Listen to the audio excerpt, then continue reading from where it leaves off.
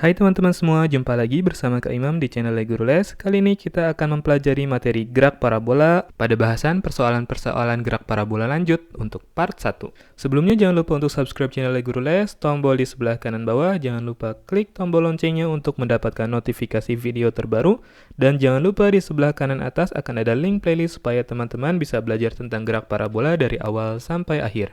Mari kita mulai. Oke, karena pada video kali ini adalah khusus membahas tentang persoalan-persoalan, jadi langsung saja kita masuk ke contoh persoalan. Karena teman-teman sudah belajar materi gerak parabola pada video-video sebelumnya ya. Oke, langsung saja kita mulai dari soal nomor 1. Nah, di soal nomor 1 ini, ada sebuah kelereng yang berada di tepi sebuah meja, kemudian didorong dengan laju 2 meter per second pada arah horizontal. Jika ketinggian meja dari lantai adalah 45 cm, tentukan jarak mendatar jatuhnya kelereng dihitung dari kaki meja. Oke, kira-kira gambarnya begini teman-teman. Nah, kelereng mula-mula ada di posisi awal ketinggian meja, yaitu di Y0 45 cm. Kemudian, kelereng ini didorong dengan laju 2 meter per second pada arah horizontal. Jadi kira-kira begini. Nah, V-nya adalah 2 meter per second pada arah horizontal. Nah, ini arah horizontal ya. Jadi dia sejajar dengan garis horizontal atau garis sumbu X. Ketika didorong horizontal, kelereng nggak akan bergerak terus-terusan horizontal ke kanan, teman-teman. Walaupun arah kecepatan awalnya begitu. Namun, karena ada percepatan gravitasi yang arahnya ke bawah, kelereng lama-lama dipaksa jatuh ke bawah juga. Sehingga geraknya parabolik seperti ini. Dan pada akhirnya kelereng akan jatuh di sini nih. Di Y akhirnya adalah 0 ya, di bawah. Nah, yang ditanya adalah tentukan jarak mendatar jatuhnya kelereng dihitung dari kaki meja. Misalkan kaki meja dari sini, misalkan kaki mejanya di sini, jatuhnya kelereng di sini ya, berarti yang dihitung adalah jarak ini teman-teman. Kita sebut saja ini sebagai delta X, jarak jatuh mendatarnya kelereng dihitung dari kaki meja. Oke, yang ditanyakan adalah delta X. Delta X pada gerak parabola bisa kita hitung dengan persamaan ini kan teman-teman. Delta X sama dengan Vx dikali T. Kalau belum hafal, coba teman-teman ingat-ingat lagi atau tonton video sebelumnya ya. Vx selalu sama dengan kecepatan awal pada arah horizontalnya, yaitu V0x. V0x sendiri adalah V0 apa teman-teman? Dikali kosinus alfa. Alfa adalah sudut elevasi. Kalau kita lihat gambar di sini, mana sih sudut elevasi? Sudut elevasi adalah sudut antara kecepatan awal. Nah, ini kecepatan awal nih teman-teman nih. Panah yang warna orange ini. Dengan garis horizontal. Garis horizontal adalah garis putus-putus ini. Di sini, arah dari kecepatan awal, arah panah orange ini berhimpit dengan garis horizontal, garis putus-putus ini. Ini artinya arah kecepatan awal sejajar dengan arah horizontal. Sehingga alfanya adalah 0 derajat teman-teman kalau begini. Ini berhimpit nih. Jadi arah kecepatan awalnya mengarah pada arah horizontal gitu ya. Jadi alfanya adalah 0 derajat. Nah, dengan demikian kalau kita mau gunakan persamaan delta X ini, yuk kita coba ya, delta X, karena kita mau cari delta X nih. Sama dengan Vx-nya, kita akan ganti langsung ke ini. V0 cos alpha ya. V0 cos alpha dikali T. V0-nya adalah 2 meter per second. Cos alpha adalah cos dari sudutnya 0 derajat. Dikali T-nya belum diketahui ya di soal. Kita tulis saja dulu T. Jadi, delta X sama dengan 2 dikali cos 0 adalah berapa? 1 dikali T. Delta X sama dengan 2T. Bisa kita selesaikan sampai akhir teman-teman ini? Tidak bisa, karena kita punya dua variabel di sini. Untuk itu, kita harus cari dulu T-nya. T-nya dicari lewat mana, Kak? Lewat persamaan-persamaan pada arah vertikalnya. Pada arah vertikal kita punya persamaan apa aja sih? 3 persamaan GLBB. 1, delta Y sama dengan V0Y dikali T minus setengah GT kuadrat. Yang kedua apa? Vy sama dengan V0Y minus GT. Dan yang ketiga adalah Vy kuadrat sama dengan V0Y kuadrat minus 2G delta Y. Oke, dari ketiga persamaan ini mana sih yang harus kita gunakan teman-teman? Kita identifikasi dulu, punyanya apa di sini? Kita punya Y0 dan Y akhir. Kalau ada Y0 dan Y akhir, berarti kita bisa tahu ini teman-teman nih, jarak pindah vertikalnya atau perpindahan secara vertikal. Atau delta Y. Delta Y sama dengan Y akhir dikurangi Y awal. Jadinya Y akhirnya di posisi bawah, 0 dikurangi 45 cm posisi ketinggian awalnya. 0 kurang 45 adalah minus 45 cm. Kalau kita jadikan ke SI, maka minus 45 ini jadi berapa teman-teman? Minus 0,45 meter dibagi 100 ya. Nah, kita punya delta Y, berarti yang kita gunakan kalau enggak persamaan 1, persamaan 3 nih. 1 atau 3. Karena persamaan 1 dan 3 ini ada delta Y-nya. Sekarang kita lihat lagi. Kalau kita gunakan persamaan 3, kita butuh kecepatan akhir, teman-teman. Kecepatan akhir harus dicari lagi lebih lanjut. Dan pasti butuh yang lain-lainnya lagi. Coba kita lihat kalau yang nomor 1. Nomor 1 ada T. T masih berhubungan dengan tadi yang kita cari. V0Y. V0Y bisa kita cari. Karena V0 ada, alfa ada. Jadi yang kita gunakan adalah persamaan nomor 1. Yuk kita gunakan persamaan nomor 1. Delta Y sama dengan V0Y. V0Y itu apa? V0 dikali sin alfa. Dikali T dikurangi setengah dikali G dikali T kuadrat. Delta Y-nya berapa teman-teman? Tadi telah kita hitung tuh. Minus 0,45. Sama dengan V0-nya berapa? V0-nya adalah 2 dikali sin 0 dikali T dikurangi setengah dikali 10 dikali T kuadrat. Jadi minus 0,45, 2 dikali sin 0 derajat itu berapa sin 0 teman-teman? Sin 0 itu adalah 0 nilainya. Sehingga untuk satu suku ini 2 dikali 0 dikali T nilainya berapa? 0 ya. Jadi langsung ke suku yang keduanya nih, min setengah dikali 10 itu. Min setengah dikali 10 adalah min 5. T kuadrat. Jadi, T kuadrat adalah minus 0,45 dibagi minus 5. Ini hasilnya adalah 0,09. Sehingga T-nya teman-teman adalah akar dari 0,09. 0,09 kita akarkan. Sama dengan 0,3 second. Pas ya, 0,3 second. Jadi, karena T-nya sudah ketemu, jadi kita bisa balik lagi ke sini. Tuh, delta X sama dengan 2 dikali T-nya berapa tadi? 0,3 second ya. 2 dikali 0,3 adalah 0,6 meter. Inilah jarak mendatar kelereng dihitung dari kaki meja, 0,6 meter. Oke, cukup mudah ya teman-teman. Kita gunakan persamaan di arah horizontal karena itu yang ditanya. Kemudian karena belum cukup, variabel yang diketahuinya kita pindah dulu ke arah vertikal, kemudian balik lagi. Gitu. Oke, kita lanjut ke nomor yang kedua. Nomor 2, sebuah benda dijatuhkan dari pesawat terbang yang sedang melaju horizontal dengan kelajuan 720 km per jam dari ketinggian 490 meter. Kira-kira gambarnya gini nih teman-teman. Ini ada pesawat terbang, dia punya kecepatan 720 km per jam, 720 km per jam. Ini kira-kira kalau kita mau jadikan SI, tentu kita harus bagi dia dengan 36 dan kita kali dengan 10. Ini hasilnya adalah 200 meter per second. Itu ya cara konversinya teman-teman. Nah, dari pesawat ini di ketinggian 490 meter, pesawat terbang menjatuhkan sebuah benda. Nah, ini bendanya ya. Nah, bendanya ini jatuh dari ketinggian pesawat tadi. Ketinggian awalnya adalah, nah ini ketinggian awalnya di posisi 490 meter. Jika percepatan gravitasi 9,8 meter per second kuadrat, nih teman-teman harus curiga nih. Kalau dikasih percepatan gravitasi nggak pas 10, ini artinya angka 9,8 ini kalau dihitung jadinya pas nantinya. Maka berapa jauhkah jarak horizontal jatuhnya benda dari posisi awal mula-mula? Oke, sekarang yang akan kita tinjau adalah benda ya, pesawatnya jangan kita tinjau lagi. Benda ini dijatuhkan dari pesawat yang memiliki kecepatan awal 720 km per jam tadi, arahnya horizontal ke kanan ya. Sehingga benda yang dijatuhkan pun akan memiliki kecepatan yang sama teman-teman. Sebesar 720 km per jam juga atau 200 meter per second, arahnya horizontal ke kanan juga.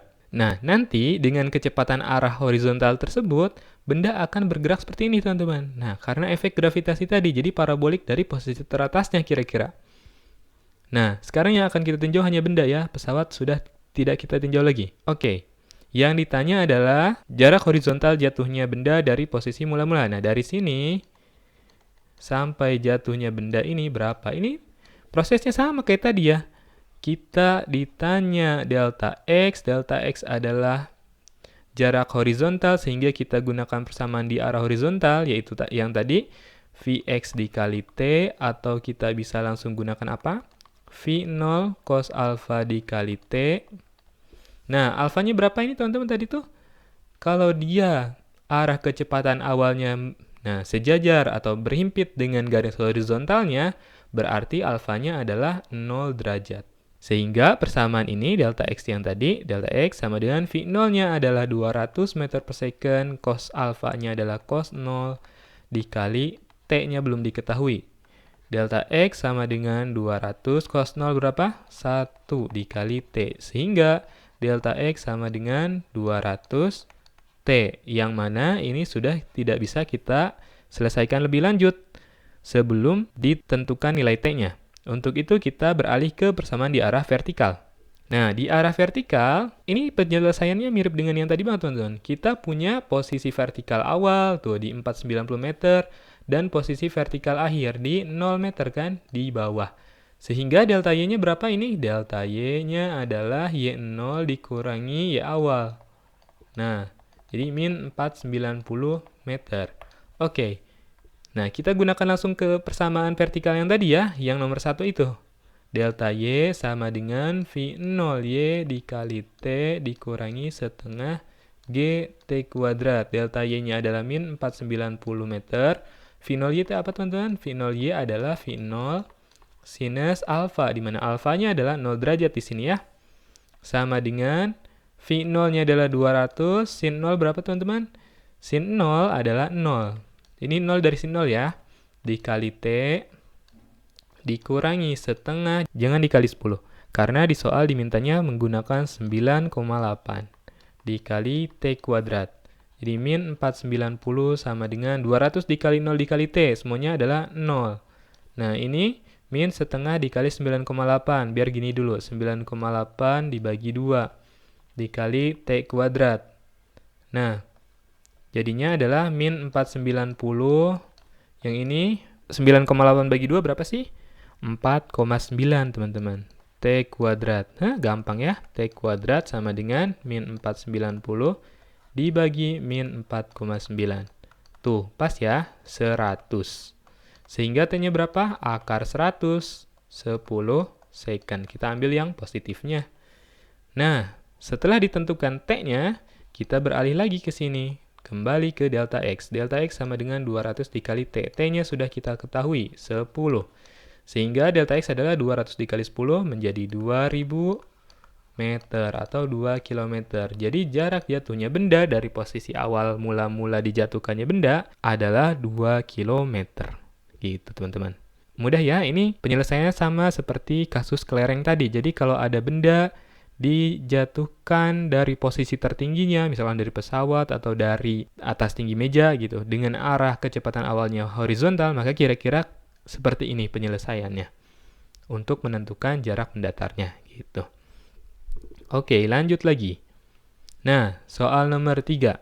Di soal nomor 3 ada seorang anak yang dapat melakukan lompatan jauhnya 1,25 meter pada saat melompat dengan kelajuan penuhnya dengan sudut elevasi 45 derajat. Kemudian ia mencoba menyeberangi sungai dengan lebar 2,5 meter dari tepi sungai yang lain. Oh, ini kasusnya ada dua nih teman-teman. Jadi, anak ini mampu melakukan lompat jauh sejauh 1,25 meter. Nah, pada saat ia melompat dengan kecepatan penuhnya pada sudut elevasi 45 derajat. Nah, jadi 1,25 meter itu kira-kira ini X-max ya untuk kasus yang pertama ini. X-max-nya 1,25 meter. Gitu. Kemudian di kasus yang kedua, dengan kecepatan penuh tadi, misalkan kita sebut kecepatan penuhnya adalah V0.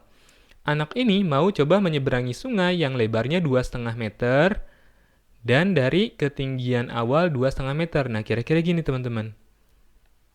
Nah, lebar sungainya 2,5 meter, ini tuh sampai ujung sungai ya. Ini sungai nih misalkan ya, di sini tuh air semua nih. Anaknya mulai melompat dari ketinggian awal ini nih. Ketinggian awal Y0 2,5 meter juga. Nah, ia mengerahkan kelajuan penuh yang sama seperti kelajuan awal pada kasus pertama ini, teman-teman. Kemudian, ia melompat pada sudut elevasi 45 derajat. Dapatkah ia mencapai tepi sungai tersebut? Nah, dengan kecepatan yang sama tadi ya, kecepatan V0 tadi. Ininya 45 derajat nih sekarang. Nah, untuk mengetahui dia bisa melompat selebar apa, kita harus tahu dulu kelajuan maksimum yang bisa dikerahkan anak itu berapa sih? Nah, jadi di kasus nomor 1 ini, kita harus cari V0-nya dulu, teman-teman. Kita bisa gunakan persamaan X-max ini. Yuk, kita gunakan X-max sama dengan V0 kuadrat sin 2 alfa dibagi G. Ya, diingat-ingat lagi persamaannya. X-max-nya adalah 1,25. V0 kuadratnya kita mau tentukan sin 2 alfa. Sin 2 dikali 45 derajat. Dibagi, G-nya kita gunakan 10 ya, karena tidak diminta gunakan 9,8. 1,25 sama dengan V0 kuadrat dikali sin 90 dibagi 10. Berapa sin 90? Sin 90 adalah 1. Jadi, V0 kuadrat dikali 1 tetap V0 kuadrat dibagi 10. Sehingga V0 kuadrat adalah 12,5. Dan V0 adalah akar dari 12,5 meter per second. Oke, sekarang setelah ditentukan kecepatan awalnya, kita pindah ke kasus yang kedua, kasus menyeberangi sungai ini. Nah, kita akan tentukan berapa delta X yang bisa ia capai. Delta X sama dengan Vx dikali T. Delta X sama seperti yang tadi, ini menjadi V0 cos alpha dikali T, sehingga V0-nya adalah akar dari 12,5 dikali cos alpha berapa? Setengah akar 2 dikali T. Nah, T-nya belum diketahui, teman-teman. Untuk itu, kita harus gunakan persamaan di arah vertikalnya dulu. Gunakan yang ini, tuh, sama seperti soal nomor 1 dan 2 ya. Delta Y sama dengan V0 sin alpha dikali T dikurangi setengah dikali G dikali T kuadrat. Delta Y-nya adalah Y awalnya di 2,5, Y akhirnya di mana, teman-teman? Di 0. Jadi, 0 dikurangi 2,5. Sama dengan V0-nya adalah 12,5, tapi di akar. Dikali sin alpha, setengah akar 2 ya. Sin 45. Dikurangi setengah dikali G, G-nya 10, jadi 5 dikali T kuadrat. Jadi minus 2,5 sama dengan akar 12,5 dikali setengah akar 2. Nah, ini kebanyakan akar ya. Kita akan buat bentuk sederhana dari 12,5 ini. 12,5 ini kita bisa tuliskan dia menjadi 6,25 dikali 2, teman-teman. Nah, setengah akar 2 dikurangi 5 T kuadrat. Sehingga minus 2,5 sama dengan, nah, ini kita akan keluarkan yang ini, yang 6,25. Akar 6,25 itu adalah 2,5. Nah, sisa akar 2 tuh. Jadi gampang nih, teman-teman. Akar 2, nah ada temennya akar 2 di sini. Kurang 5 T kuadrat. Akar 2 dikali akar 2 adalah 2. Nah, ini sama ini 2 ya. 2 dikali setengah, ini tepat 1. Sisa yang ini jadinya. Jadi, minus 2,5 sama dengan 2,5 dikurangi 5T kuadrat. Oh ya, ada T di sini, T di sini, T di sini, dan T di sini. Kemudian kita rapihkan, minus 5T kuadrat kita pindahkan ke ruas kiri, jadi 5T kuadrat minus 2,5T minus 2,5 sama dengan 0. Kita bagi semua dengan 5, maka diperoleh T kuadrat dibagi setengah T kurangi setengah sama dengan 0. Nah, kemudian kita akarkan persamaan kuadrat ini. Kalau susah, kita gunakan saja persamaan ABC. T12 sama dengan minus B. Minus B-nya adalah ini. Jadi setengah. Plus minus akar B kuadrat minus setengah kuadrat. Min 4 kali A kali C-nya min setengah. dibagi 2A, 2 dikali 1. Nah, ngemuat kakak pindah ke atas. Maka T12 sama dengan setengah plus minus akar setengah kuadrat adalah 1/4 atau 0,25 ya dalam desimalnya. Dikurangi 4 dikali 1 kali min setengah. Jadi dikurangi min 2. Oke, dibagi 2. Nah, untuk memudahkan kita gunakan desimal saja ya. Jadi ini 0,5 plus minus akar 0,25 plus 2, 2,25 dibagi 2. Teks sini, T12 0,5 plus minus akar 2,25 adalah 1,5 per 2. Kita ambil yang positifnya, sehingga kita bisa peroleh T-nya adalah 0,5 ditambah 1,5 adalah 2 dibagi 2, 1. Jadi 1 second, teman-teman. Kita dapatkan T-nya 1 second. Nah, setelah kita peroleh waktu untuk anak bisa melompat dari ujung sungai yang satu ke ujung sungai berikutnya, kita masukkan ke persamaan delta X tadi untuk memperoleh berapa sih lebar sungai yang mampu ia lompati, sehingga delta X sama dengan akar 12,5 telah kita sederhanakan menjadi 2,5 akar 2 dikali setengah akar 2 dengan T-nya adalah 1 second. Nah, sehingga delta X sama dengan 2,5. Nah, ini ada akar 2, ini akar 2. Akar 2 kali akar 2 adalah 2, 2 dikali setengah adalah 1. Sehingga sisanya cuma 2,5 dikali 1.